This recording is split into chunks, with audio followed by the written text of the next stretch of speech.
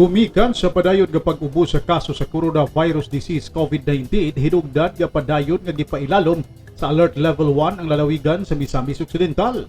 Base sa pahibalo gikan sa IATF, ang lalawigan ipailalom sa maong classification sugod Mayo 16 hangtod Mayo 31. Sa taho gikan sa Integrated Provincial Hospital Office kun IPHO, ana sa siyam ka mga nagpositibo sa COVID-19 ang ana sa quarantine facility sa Misamis Occidental. Diin sa katibukan, sa 14 kalungsod ug 3 ka syudad sa probinsya, 5 lang kalungsod ug ang Usami City lang ang adunay nakita nga nagpositibo sa COVID-19. Ang 5 kalungsod nga aduna pay kaso sa COVID-19 mao ang Aluran, Bonifacio, Clarin, Lupisaida ug Plaridel. Samtang ang nabilin nga 2 ka syudad ug 9 kalungsod wala nay nakita nga nagpositibo sa bawang sakit.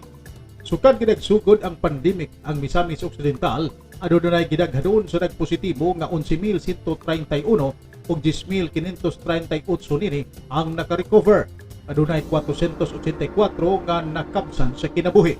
Sa maong mga namatay, 91% niini ang walay mga bakuna ug 9% ang bakunado apan namatay tungod sa complication sa ilang sakit sa COVID-19.